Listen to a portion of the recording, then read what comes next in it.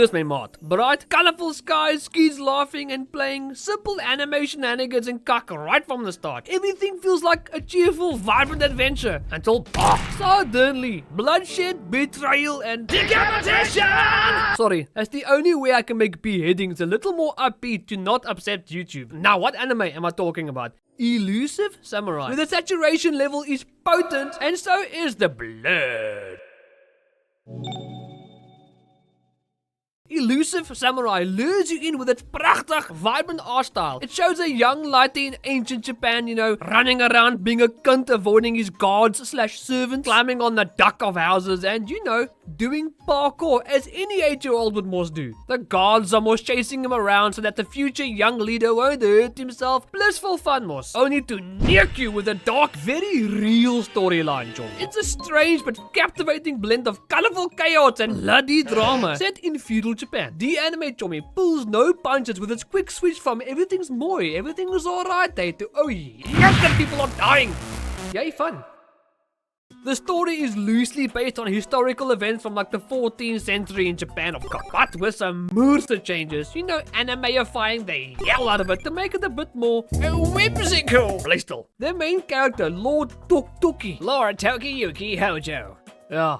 Toki is an 8-year-old young royalty, I suppose. His pa being the current leader, so naturally he's going to take over when he's older. That whole dunguses. It sets a mood right out the gate. That mooi anime scenery coupled with serene, peaceful aesthetic. Studio Ghibli and cuck. Think of that. That's most the best way to describe it. So Lord Toki, I'm gonna call him Toki, not to be confused with Toki Wartooth. Hell, it's become a staple in this village that Toki loves some shenanigans, mos. He runs around, plays some wegkruipertjie from the guards, climbs rooftops and defies gravity at times. You know how it is, kids. And shirking huge responsibilities like training and learning. Those important things to prepare him for lordship one day. Maar hy sê kak met dit. Alright. Oh, and did I mention that his main skill isn't fighting, but parkour? Yeah, he's not your typical anime warrior. He literally runs away from his problems, which surprisingly becomes his greatest strength. You'll check, wacht net. And so he sort of gets labeled a coward or some cuck. I don't know, think of a better word that's a little less harsh. Oh, timid, weak, no backbone. Yarr, daar te kalmeer. But as the fun seems to be normal, suddenly we find his peaceful life turned onsterboord after his family is suddenly betrayed by who they trusted most, Bliksem. The entire mood shifts so Bliksem so hard when contrasted with the mood we were set up with. The lack of work on the studio side. Fucking clever. Being so vastly different. One moment, yay, childhood fun. The next, yay, a childhood fun. Toki is this lighty that isn't about swords or strategy. It's all about not getting Bliksem. Oh, good on you, dude. He's so good at avoiding death that it's practically a superpower. At times, for some reason though, you will see him blushing during or after some intense parkour or battle, or the avoidance of battle, sorry. That it's kind of weird. Like, is he flustered from all the high octane movement? Is he embarrassed that he avoided battle or something? I don't know how I feel about it. It's weird. Anyways, his carefree nature shifts somewhat as he's thrown into chaos. Dit maak sin. Forced to grow up way too flippin' fast. But he still sometimes looks like he's trying to escape a dodgeball game. Or let me put it as locally as I can. He's doing some turkeys to avoid being bucked post hard with a tennis ball. Toki over here must now take his leave of his now ransacked town with his soothsayer-like priest Oom, who just so happens to come in time. On that note, Yorishige Suwa. This eccentric priest Dominie has a future-seeing vision power, except it's annoyingly vague. Like, it's useful, but far from useful.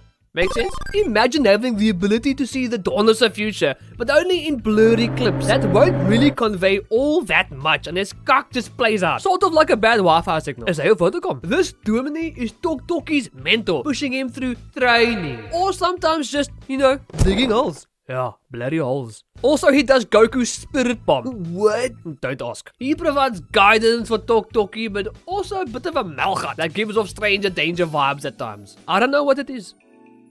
Goat hero. Oh, Kujiro. Just net Gara with a sword. Looks mean, but not. Deadly and probably overqualified to be hanging around a bunch of kids, although he's a kid himself.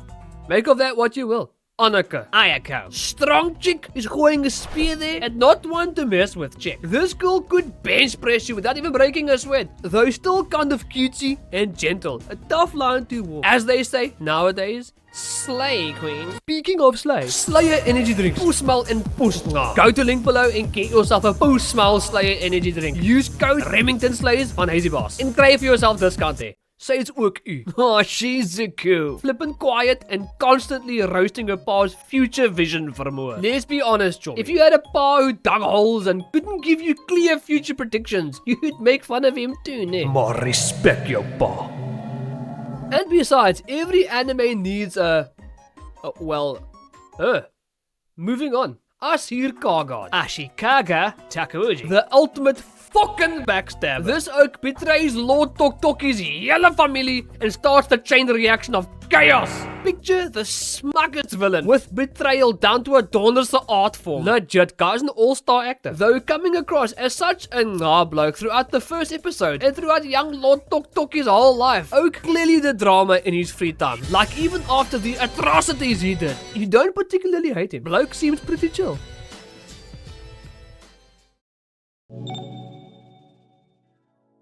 Elusive Samurai is an intense roller coaster that blends some typical over-the-top comedy, as many kinds of anime are now known for, with some serious heavy moments. Blood-soaked feudal politics, Lighty witnessing the slaughtering of his people, try and make those two elements work in a pastel-like canvas. The characters, while young, I mean very bloody young, 8 years old nogals. Our protagonist is getting younger, or am I just getting older?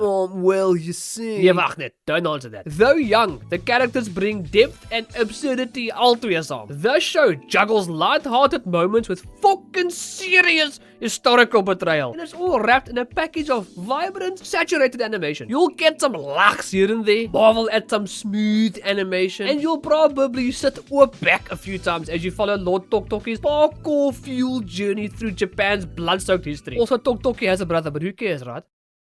So, it's a story based loosely on actual events from 14th century Japan. Yeah.